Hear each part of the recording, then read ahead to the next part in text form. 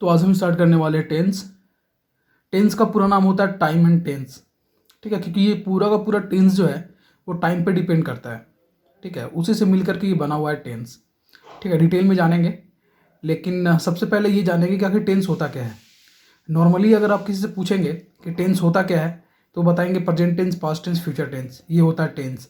लेकिन tense actual क्या है, ठीक है, टेंस बनता किससे है, तो आप एक चीज़ जान लीजिए कि जब प्राइमरी वर्ब और मेन वर्ब मिलते हैं तो टेंस का निर्माण होता है।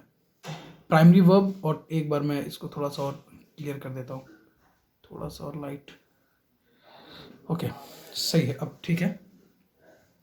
तो जैसा मैंने आपको बताया कि प्राइमरी वर्ब्स और मेन वर्ब्स मिलते हैं तो टेंस बनता है, ठीक है। और ये कॉम्पिटेटिव एग्जाम के लिए बहुत इंपॉर्टेंट है ये टेंस, ठीक है।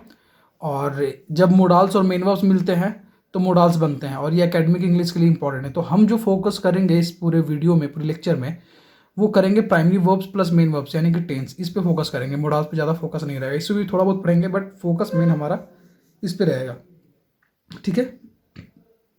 अब टेंस होता क्या है, तो बेसिकली एक्शन, जैसे कि देखिए वर्ब आपको मैंने पढ़ाया है, तो वर्ब का काम क्या होता है किसी भी सेंटेंस में, वर्ब का मेन काम क्या होता है। वर्ब का जो मेन काम होता है किसी भी ये सेंटेंस में, वो या तो उसके स्टेट को बताता है या तो एक्शन को बताता है। ये सारी बातें मैंने आपको पहले भी अपने वीडियोज में बता रखी जब वर्ब में आपको पढ़ा रहा था, ठीक है। तो आई होप ये आपको मालूम होगा, नहीं भी मालूम होगा तो मैं थोड़ा थोड़ा आपको बीच बीच में बताता जाऊँगा, लेकिन डिटेल जानने के लिए आप मेरे जो वीडियोज़ हैं पहले वाले, वो वीडियोज़ आप देख लेंगे जो कि मैंने बेसिक ऑफ ग्रामर्स के ऊपर बनाया है। तो वो वीडियोज अगर आप देख कर इसे देखेंगे ज़्यादा अच्छे से आपको समझ में आएगा। चलिए ठीक है, कोई बात नहीं। तो देखिए यहाँ पे बेसिकली क्या आपको मैंने बताया कि वर्ब जो होता है किसी भी सेंटेंस में दो काम करता है, या तो उसका एक्शन बताएगा या तो टाइम या तो फिर उसका स्टेट बताएगा। फॉर एग्जाम्पल जैसे मैं बोलता हूँ आई एम ए टीचर, तो आई एम ए टीचर, तो एम क्या है यहाँ पे, ठीक है, वर्ब है, और ये क्या बता रहा है, स्टेट बता रहा है, ठीक है। I am a good boy, ठीक है, तो अब यहाँ भी एम आया, ठीक है, I am a good boy, am आया। तो एम यहाँ पे क्या है, आपका वर्ब है, और ये क्या क्या बता रहा है यहाँ पे, स्टेट को बता रहा है। उसी तरीके से एक्शन भी बताता है वर्ब। कैसे एक्शन बताएगा, जैसे देखिए मैं बोल रहा हूँ आई एम प्लेइंग, ठीक है, मैं खेल रहा हूँ, तो ये एक्शन बता रहा है, ठीक है। आई एम सिंगिंग, तो ये एक्शन बता रहा है, ठीक है। एम आपका हेल्पिंग वर्ब यहाँ पे हो जाएगा, और सिंगिंग क्या हो जाएगा, मेन वर्ब।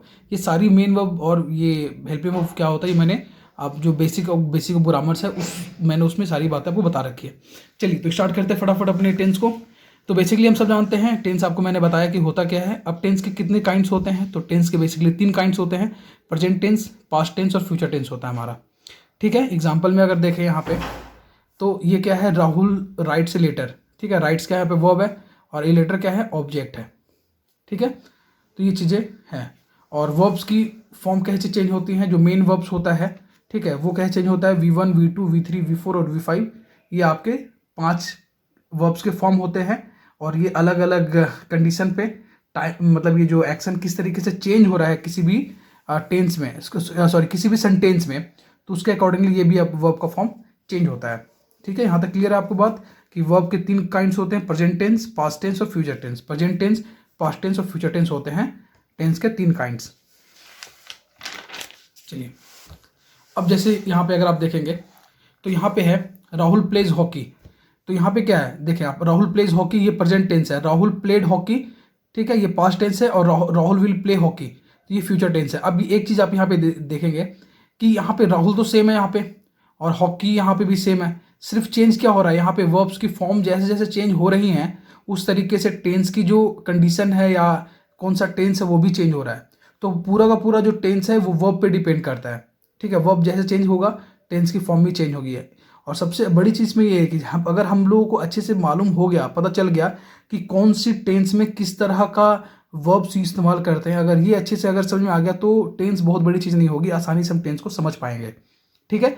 चलिए अब हर टेंस का, जैसे present tense, past tense, future tense, सब टेंस का 4 काइंड्स होता है, ठीक है। एक होता है सिंपल प्रेजेंट टेंस, जिसको हम लोग प्रेजेंट इंडेफिनिट टेंस बोलते हैं। दूसरा हो गया कॉन्टिन्यूअस टेंस, परफेक्ट टेंस और प्रेजेंट परफेक्ट कॉन्टिन्यूअस टेंस। सब ये पास्ट के लिए भी आएगा, simple past tense, past continuous tense, past perfect tense, past perfect continuous tense. Future के लिए भी आएगा, future indefinite, future continuous, future perfect continuous tense.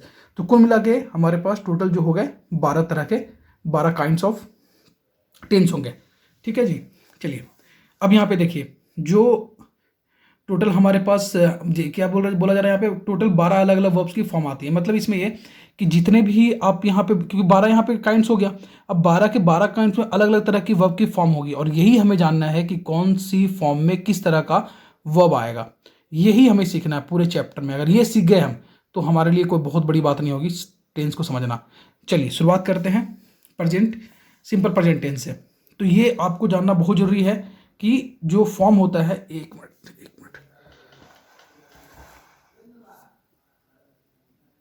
चलिए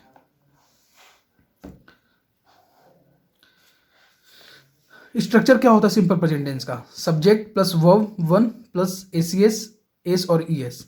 ठीक है, तो सब्जेक्ट आएगा। सब्जेक्ट मैंने आपको बताया सब्जेक्ट क्या होता है, ये सिंपल ग्रामर मैंने जो बेसिक ग्रामर में पढ़ाया उसमें सब बता रखा आपको मैंने। सब्जेक्ट वर्ब क्या, सब्जेक्ट ऑब्जेक्ट वर्ब अच्छे तरीके से बताया, उसको एक बार जरूर आप देखिएगा। मैं आपसे रिक्वेस्ट करूंगा कि अगर ये चैप्टर अगर आप देख रहे हैं ना, तो इसे देखने के पहले उसे जरूर देख लीजिए एक बार, तो चीज़ें ज़्यादा अच्छे से आपको समझ में आएंगी। चलिए तो थोड़ा सा हम व्यूज ले लेते हैं नॉन के बारे में। ठीक है, नॉन क्या होता है, नेमिंग वर्ड होता है, और वर्ब क्या होता है, एक्शन वर्ड है। या तो एक्शन बताएगा या तो स्टेट बताएगा। ठीक है, चलिए अब एक चीज़ जो सबसे बड़ी चीज़ हमें यह जानने की बात यहाँ पे ये है कि नाउन और प्रोनाउन में, नॉन और ये वर्ब में थोड़ा सा डिफरेंस क्या होता है, किस किस तरीके से और डिफरेंस हो सकता है। देखिए जब कभी भी हम लोग नॉन, देखो ये चीज़ तो है कि प्लूरल हम लोग सिर्फ नॉन का बनाते हैं। ठीक है, नॉन का ही प्लूरल बनता है और किसी का प्लूरल बनता नहीं है। ठीक है, बोलने को हम लोग वर्ब में भी लगाते हैं, सिंगुलर और प्लूरल वर्ब होता है। लेकिन जब कभी भी हम लोग नॉन का प्लूरल बनाते हैं तो एसीएस या एस जोड़ते हैं या और भी अलग तरीके से जोड़ते हैं। लेकिन ज़्यादातर कंडीशन में क्या होता है, जब हम लोग नॉन में एसीएस लगाते हैं ना, तो वो प्लूरल बन जाता है। नॉर्मल कंडीशन में ज़्यादातर 80 टू 90% कंडीशन में एसीएस लगाने से प्लूरल बन जाता है। और कुछ कंडीशन है जिसमें अलग अलग फॉर्मेट से हमें चेंज करना पड़ता है, उस पर हम बात करेंगे जब स्पेशली हम लोग नॉन का जो लेक्चर स्टार्ट करेंगे उस पर बात करेंगे। लेकिन जब कभी भी हम लोग नॉन का प्लूरल बनाते हैं, ठीक है, एसीएस जोड़ करके, तो वो प्लूरल बन जाता है। मतलब एसीएस जब लगाते हैं नॉन में तो प्लूरल बन जाता है। जैसे देखिए चेयर है, चेयर्स कर दिया, बेंच है तो बेंचेस कर दिए हमने, तो एसीएस जोड़ करके हमने इसका प्लूरल बना दिया, किसका, नॉन का। लेकिन अगर वर्ब में अगर आप एसीएस लगाएंगे ना, तो वर्ब में एसीएस लगाने से वो सिंगुलर वर्ब बन जाता है। ये थोड़ा डिफरेंस आपको समझना पड़ेगा। जैसे देखिए राइट क्या है, ये एक प्लूरल वर्ब है, वॉक एक प्लूरल वर्ब है, लेकिन अगर इसमें एसीएस जोड़ेंगे तो ये बन जाएगा सिंगुलर वर्ब। और वॉक में भी एसीएस लगाएंगे तो ये बन जाएगा सिंगुलर वर्ब। लेकिन नॉन में क्या है कि अगर आप एसीएस जोड़ेंगे तो वो प्लूरल बन जाता है। नॉन कंडीशन में क्या है, जब एसीएस आप जोड़ते हैं तो वो प्लूरल बन जाता है, लेकिन अगर आप वर्ब के केस में अगर एसीएस जोड़ेंगे तो सिंगुलर वर्ब बन जाता है। इस बात का आपको अच्छे से ध्यान रखना है, ये होल चैप्टर पे आपका ये मतलब काम आएगा ये चीज़। चलिए अब देखिए यहाँ पे क्या है, सिंगुलर वर्ब। जैसे ही सी ईट क्या है, सिंगुलर वर्ब है, और ये सॉरी सिंगुलर सब्जेक्ट है। ही सी इट क्या है, सिंगुलर सब्जेक्ट है, और यहाँ पे सिंगुलर वर्ब देखिए सिंगुलर सब्जेक्ट के साथ सिंगुलर वर्ब आता है। ठीक है जी, सिंगुलर सब्जेक्ट के साथ सिंगुलर वर्ब आता है। जैसे वॉक्स टॉक्स, ये क्या है, सिंगुलर, इनके साथ इस्तेमाल होंगे। ये सिंगुलर वर्ब के साथ, सॉरी सिंगुलर सब्जेक्ट के साथ सिंगुलर वर्ब का इस्तेमाल करते हैं, और प्लूरल सब्जेक्ट के साथ प्लूरल वर्ब इस्तेमाल करते हैं। I we you they walk talk, इसके साथ क्या होगा, प्लूरल वर्ब है, सॉरी प्लूरल सब्जेक्ट है तो प्लूरल वर्ब आएगा। एक चीज अगर आप गौर करें तो मैंने आई को भी लिख रखा है। आई का ना एक थोड़ा सा एक्सेप्शनल कंडीशन है। किस तरीके से एक्सेप्शन कंडीशन है, जैसे हम लोग हमेशा पढ़ते हुए एक चार्ट नहीं आता, जिस चार्ट में आप देखते हैं first person singular number, first person plural number, second person singular number, second person plural number, third person singular number, third person plural number. 3 तरह के पर्सन पढ़ते हैं और उसमें सिंगुलर और प्लूरल हम बनाते हैं।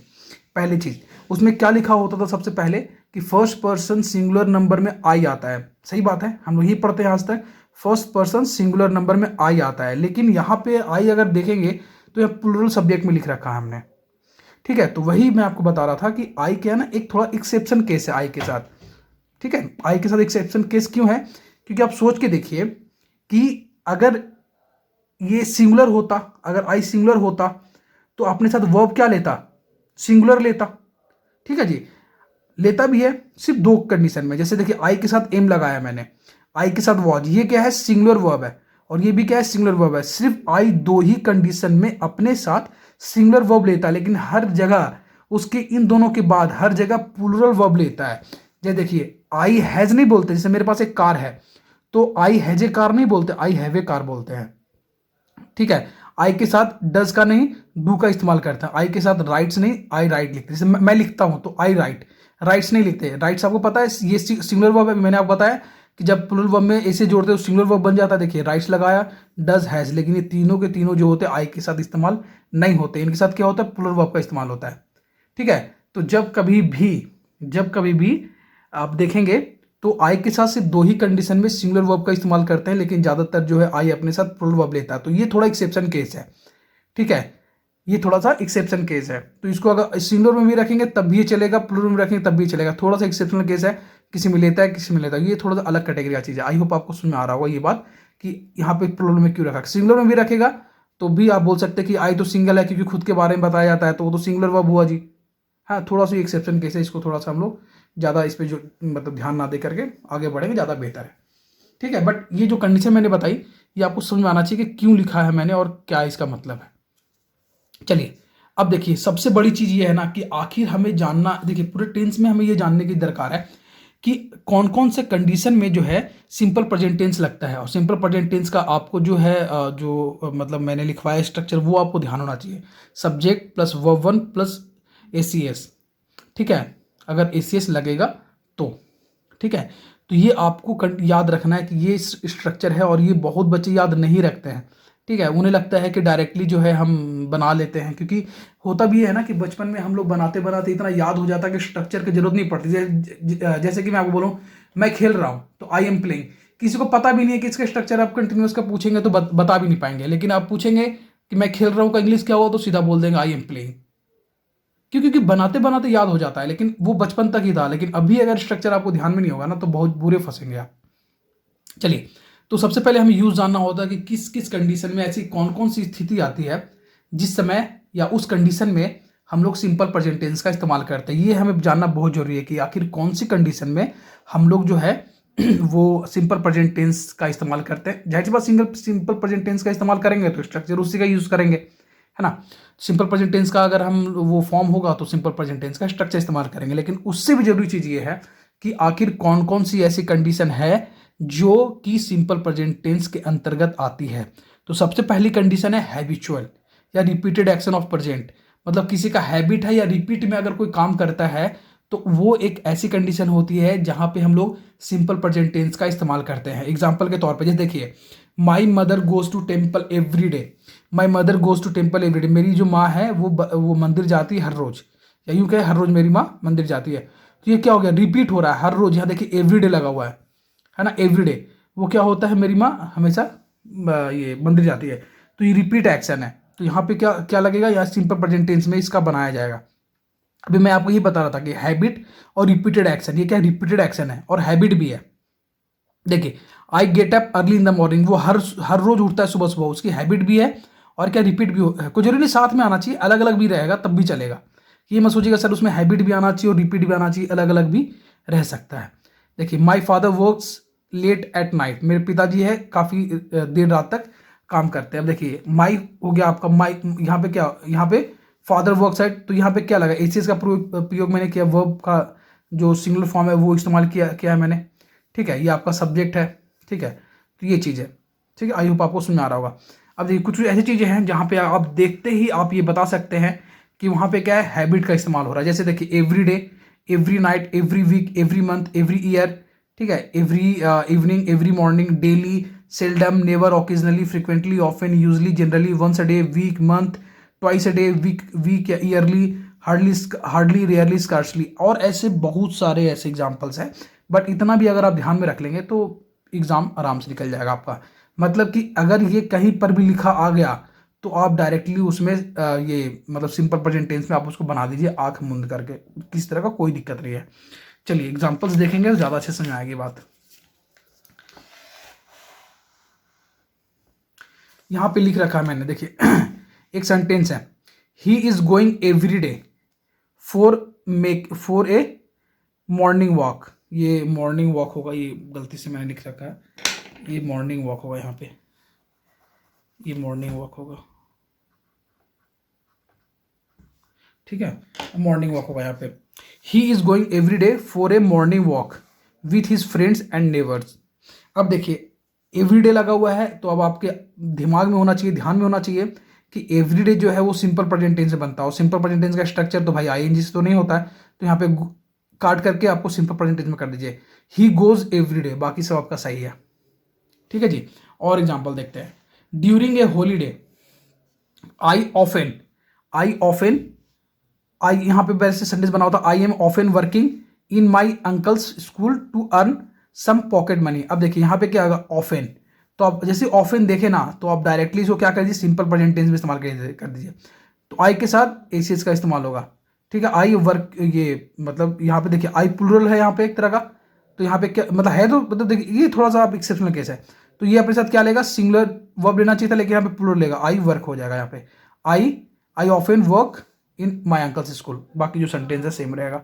समझ रहे हैं? तो यहाँ पे बात ये बताने वाली है कि आप जब भी ऑफेन देखें, रेगुलर देखें, एवरी डे, एवरी ईयर, ये सब कंडीशन अगर आपके पास आ रहा है तो सीधी सी बात ये है कि वो अपने साथ क्या लेगा, ठीक है, वो अपने साथ सिंपल प्रेजेंट टेंस की कंडीशन लेगा। और देखिए, although she is a very good friend of mind but she is hardly talking to me. देखिए हार्डली टॉक मतलब यहाँ पे क्या है कि हार्डली, और हार्डली भी आपको मैंने दिखाया था कि क्या होता है। आपको यहाँ पे देखिए हार्डली भी मैंने आपको पीछे बताया था कि ये भी क्या, अगर ये भी लिखा हुआ आ जाए तो यहाँ पे क्या करना है आपको, सिंपल प्रेजेंट टेंस में बदलना है। मतलब ये यहाँ पे क्या है, टॉकिंग नहीं आएगा, टॉक्स होगा। सी हार्डली टॉक्स, यहाँ पे इज भी नहीं आएगा, she hardly talks to me, is भी आपका यहाँ पे नहीं आएगा, she hardly talks to me. Clear यहां तक? चलिए एक और एग्जांपल देख लेते हैं। Everyone likes her in the office because she is seldom coming late. अब देखिए सेल्डम लग गया, तो अब आपको दिमाग में रखना है कि सेल्डम या स्कार्सली, ये रेयरली आएगा, तो ये सिंपल प्रेजेंट टेंस के स्ट्रक्चर के अंदर जाएगा। अब देखिए यहाँ पे कमिंग लगा हुआ है, ठीक है, तो आपको चेंज करके कम्स लगाना पड़ेगा, इज हटाइए और कम्स लगाइए यहाँ पे, तो ये आपका बिल्कुल सही हो गया। क्लियर है? अब एक चीज यहाँ पे ये है कि ऑलवेज के साथ थोड़ा सा कंडीशनल है। ऑलवेज कंडीशनल क्यों है? क्योंकि ऑलवेज दो तरीके से हम लोग प्रेजेंट करते हैं किसी भी सेंटेंस में। पहला कंडीशन ये होता है कि या तो वो उसका हैबिट बता रहा हो, ठीक है, और या तो इरिटेशन। अगर हैबिट बताएगा तो ये हम लोग इस्तेमाल करेंगे सिंपल प्रेजेंट टेंस वाला कंडीशन, लेकिन अगर इरिटेशन बताएगा तो हम लोग उसको कॉन्टिन्यूअस में हम लोग रखते हैं, प्रेजेंट कॉन्टिन्यूअस में। जैसे देखिए, she is always speaking the truth. देखिए ये क्या है, उसका हैबिट है, वो सच बोलने का उसका हैबिट है। She is always speaking the truth, ये गलत हो जाएगा। क्यों? क्योंकि हमें पता है कि अगर वो मतलब हैबिट के फॉर्म में है तो सिंपल प्रेजेंट टेंस अपने साथ लेगा, तो सी ऑलवेज स्पीक द ट्रूथ। तो यहाँ पे ये आपके पास क्या होगा, हैबिट वाले कंडीशन में बनेगा, और हैबिट वाले कंडीशन में क्या होगा, सिंपल प्रेजेंट टेंस। अब देखिए भाई, देखिए दूसरे वाली कंडीशन क्या है, she is always complains about her husband. Irritation वाली कंडीशन है, हमेशा कंप्लेन करती है अपने मतलब हस्बैंड को लेकर के, है ना, बुराई करना, ये करना, वो करना, कि टाइम पे घर नहीं आते, ये नहीं करते, वो नहीं करते, हजार बातें। ठीक है, तो यहाँ पे क्या होगा, यहाँ पे आपका क्या होगा कि प्रेजेंट कॉन्टिन्यूअस कंडीशन बनेगा। कब? जब इरिटेशन वाली कंडीशन होगी तब। किसके साथ? ऑलवेज के साथ।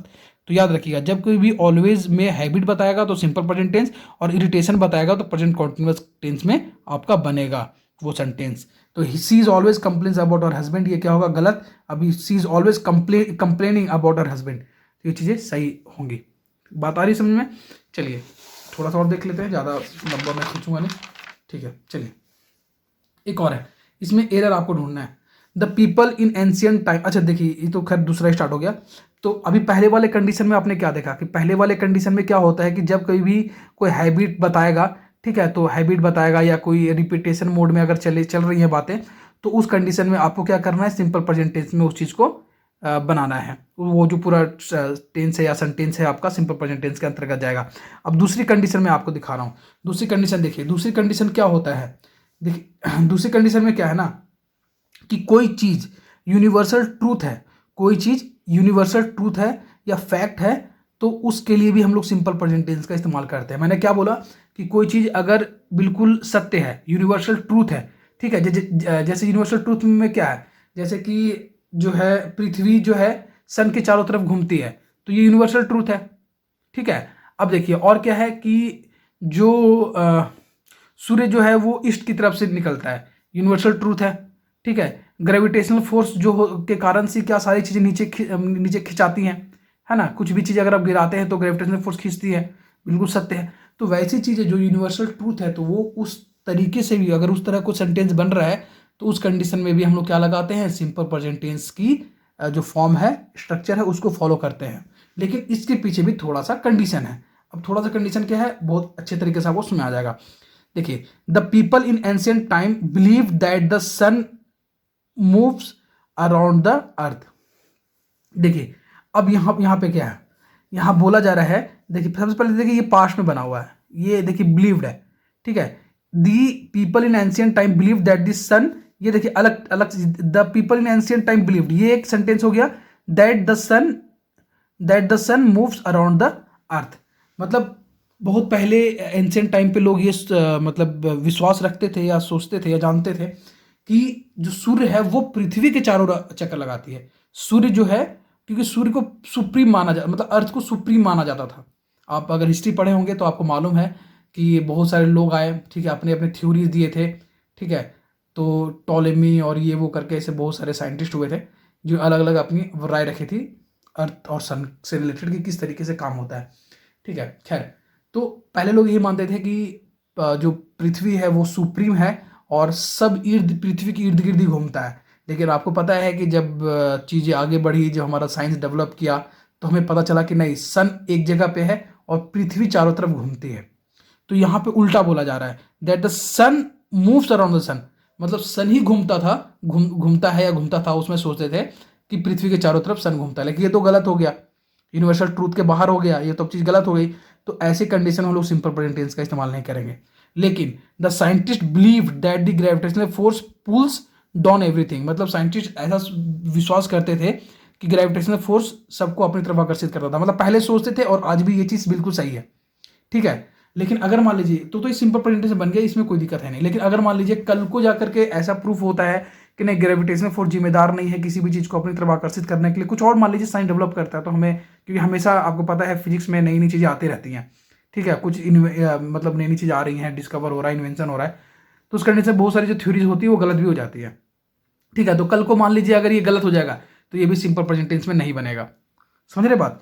तो जब तक यूनिवर्सल ट्रूथ है, जब तक लोग बिलीव कर रहे हैं, तब तक वो सिंपल प्रेजेंट टेंस से बनेगा, और जैसे ही वो गलत हो गया, ऑब्सलीट हो गई चीज़ें, तो फिर जा करके आपका जो है वो सिंपल प्रेजेंट टेंस में वो चीज़ नहीं बनेगी। क्लियर है। तो दो दो आपने बातें यहाँ पे जान ली। पहला कंडीशन कि वो रिपीटेशन होगा, ठीक है, और उसका अगर हैबिट है तो एक तो इस कंडीशन में आप सिंपल प्रेजेंट टेंस का इस्तेमाल करेंगे। दूसरी चीज़, अगर वो यूनिवर्सल ट्रूथ है तो उस कंडीशन में आप सिंपल प्रेजेंट टेंस का इस्तेमाल करेंगे।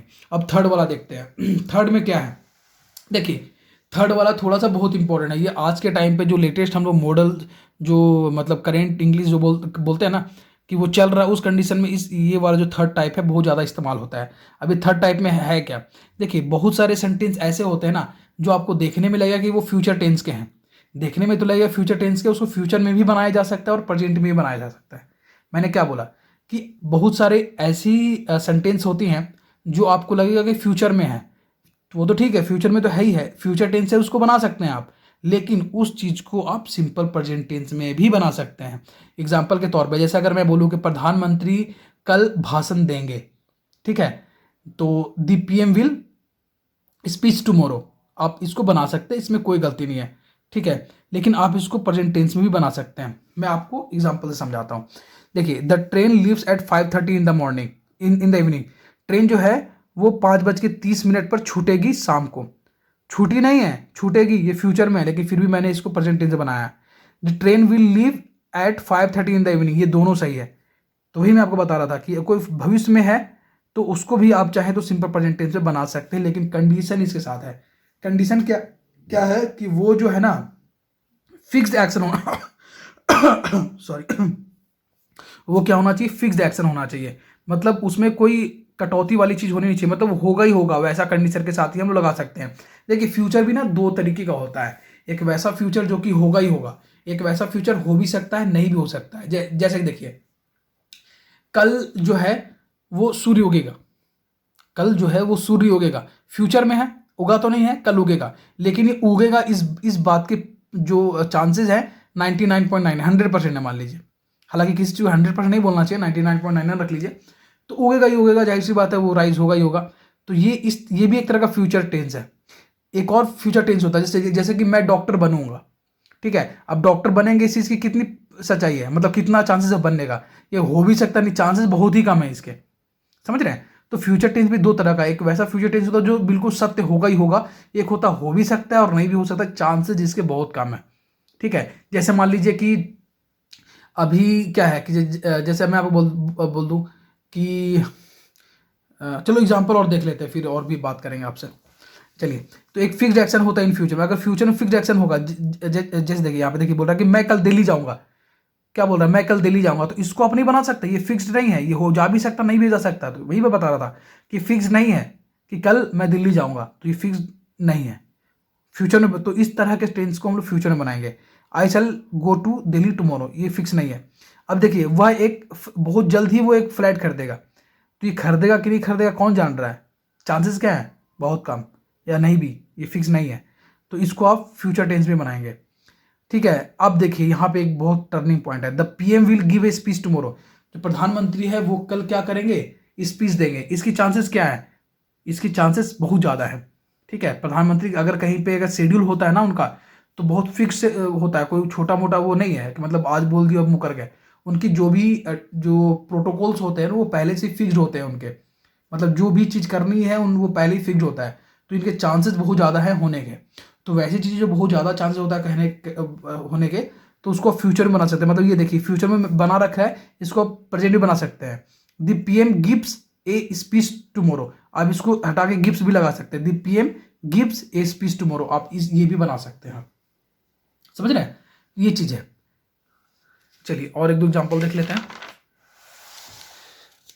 तो वही मैंने आपको बताया था, फ्यूचर जो है वो दो तरीके से होता है, एक होता है फिक्स्ड वाला, एक होता है नॉट फिक्स्ड। अगर फिक्स्ड है तो उसको आप फ्यूचर में बना लीजिए और प्रेजेंट में बना लीजिए, लेकिन फिक्स नहीं है तो वो सिर्फ फ्यूचर में बनेगा, प्रेजेंट में नहीं बनेगा, ठीक है जी। तो ये कुछ एग्जाम्पल है, जैसे देखिए प्रधानमंत्री जो है कल स्पीच देंगे, फ्यूचर में बना सकते हैं और प्रेजेंट में बना सकते हैं।